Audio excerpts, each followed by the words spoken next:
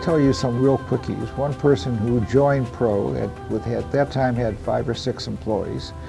And one of his early issues was that he wanted to hire a general manager. And the question came up as to that general manager wanted a $25,000 bonus in order to leave his existing firm. And the group discussed as to whether he should pay that bonus. And he paid the bonus. 3 or 4 months later, he then came to the meeting and said, "Now, I've hired George. Now what do I do? He's doing such a good job."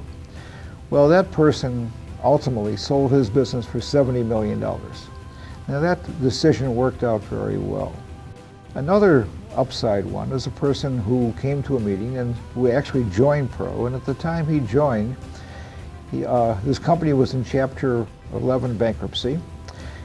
He owed the IRS a substantial amount of money, or the company did. And the question was, how could he get financing to take care of this, or what could he do with the bankruptcy? The group was able to success resources for him to be able to get an SBA loan, amazingly enough, because that's difficult at that issue.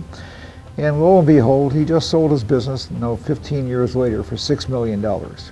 So that was a major issue, a major success, because the group kept him in business. Another individual had a business that was very successful, and the market had started to change. And the group basically pushed him to change the concept of his business from being one of a warehouse type of distribution type of activity to one of basically having no inventory, working from a small office and selling via the internet. This goes back to 1999. And he is still a Pro member, and now he is examining an exit strategy. And years ago, he wouldn't have been able to do this.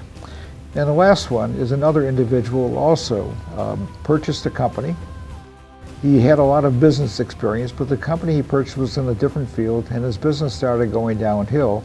And this was also a case where the group pushed him to cut his activity, move into a lower overhead, basically reduce the cost of his business. And he's still in business and still a Pro member. And this person is a Pro member for, I want to say, over 15 years.